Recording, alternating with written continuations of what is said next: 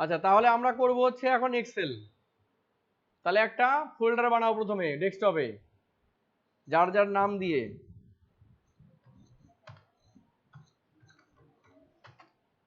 Folder বানিয়ে তার মধ্যে একটা এক্সেল ফাইল বানাও।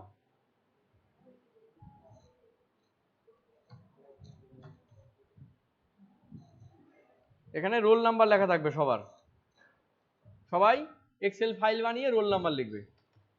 তাহলে এক্সেল খোলা হয়ে গেল। এখন ডেটা এন্ট্রি করব। এবার ডেটা কোনগুলো এন্ট্রি করব? একটা যে দেখালাম আমি ডেটা, মনে করো একটা সিম্পল ডেটা অন করি আগে, প্রথমে সহজ ডেটা দিয়ে শুরু করি। এই যে এটা, আচ্ছা এটা না, আর একটা দেখছি যেটাতে ডেটা কম আছে, এরকম একটা কিছু দেখি। আস্তে আস্তে কঠিনের দিকে যাব, ঠিক আছে?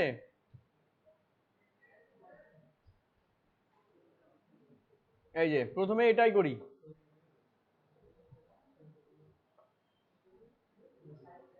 এই ডেটাটা করো। তাহলে কোশ্চেন দেখে তোমাকে এক্সেলে ডেটা এন্ট্রি করতে হবে।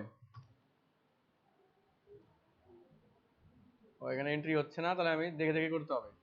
তাহলে প্রথমে কি ছিল? ইয়ার, গ্রোথ অফ আরবান পপুলেশন।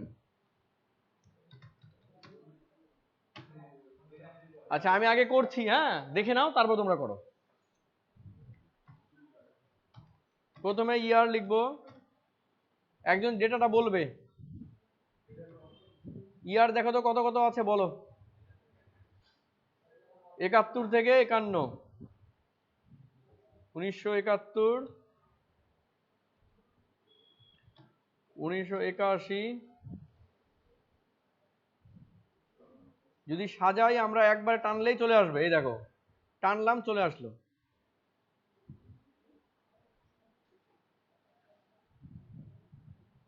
ইয়ার, তারপরে কি আছে? পরের কলামটা কি আছে?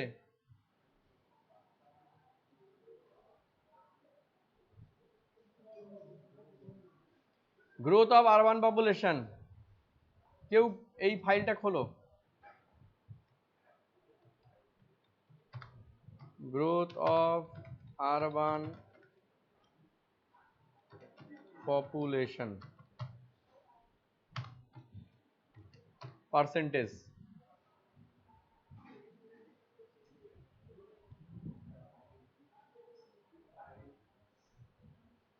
আচ্ছা এই লেখাটা দেখ বাইরে চলে গেছিল, আমি কি করলাম? এই যে বাইরে আছে, কি করব? এখানে ক্লিক করে র‍্যাপ টেক্সট বলে একটা অপশন আছে, এই যে র‍্যাপ টেক্সট ক্লিক করলাম, ঠিক হয়ে গেল। এবার এটাকে একটু টেনে দাও, এটাকে টেনে ঠিক করো, এটাকে টেনে ঠিক করো, এই যে হয়ে গেল।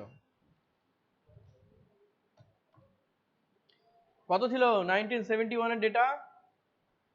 10.75, 10.75। তারপর 13.81, 13. তারপরটা কত? 16.91। কত পরেরটা?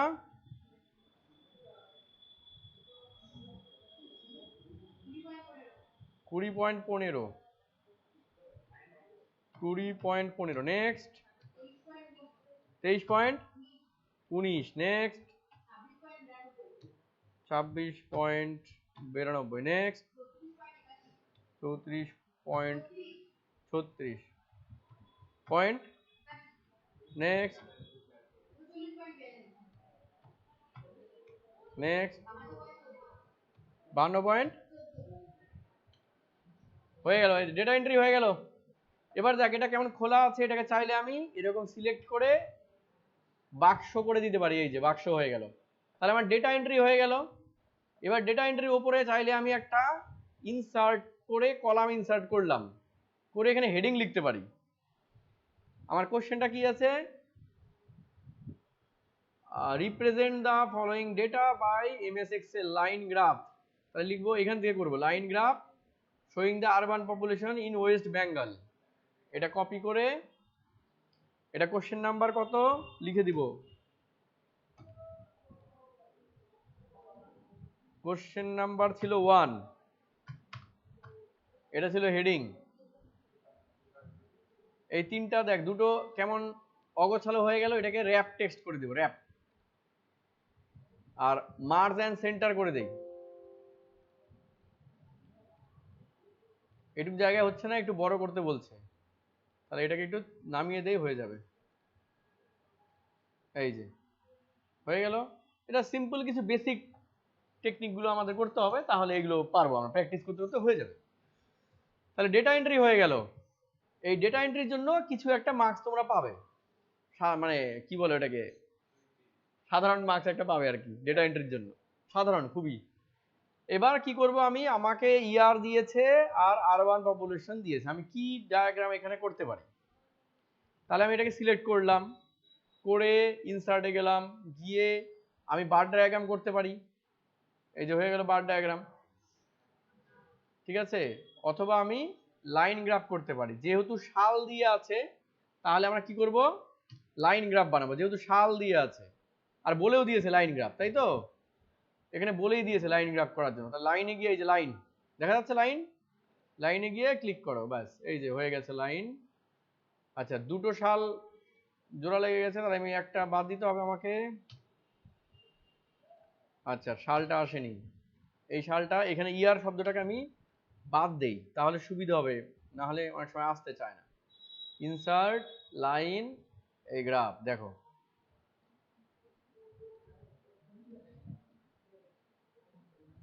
এই যে হয়ে গেছে, কাজ শেষ আমার, হয়ে গেছে। এখন খালি হেডিং ফেডিং একটু ডিজাইন করবো অল্প, ব্যাস 5 মিনিটের কাজ। তাহলে এখানে হেডিংটা সুন্দর করে লিখে দেই, হেডিংটা যেমন ছিল এটাকে কপি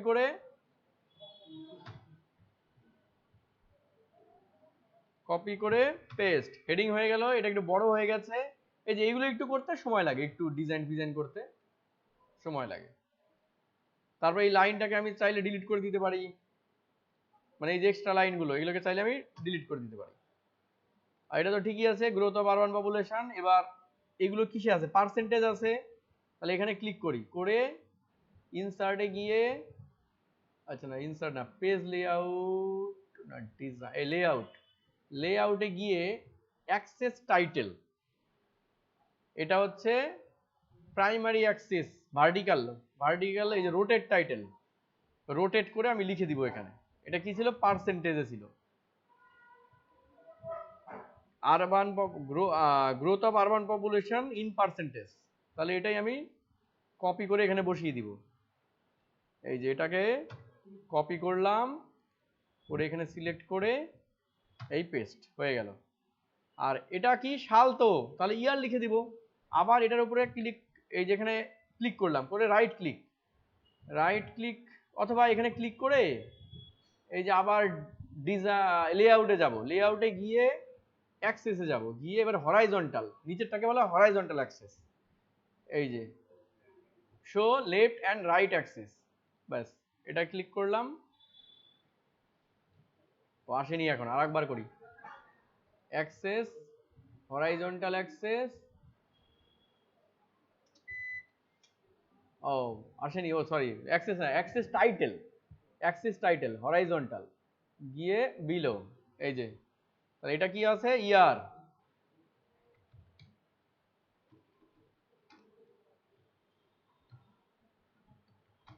হয়ে গেল,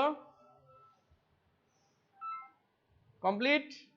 এবার এটাকে আমি কপি করে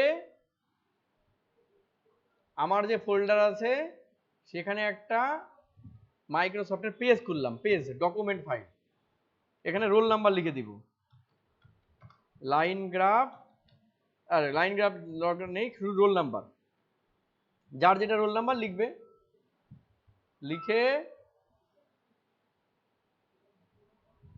পেস্ট। আচ্ছা তার আগে এখানে লিখে দেই,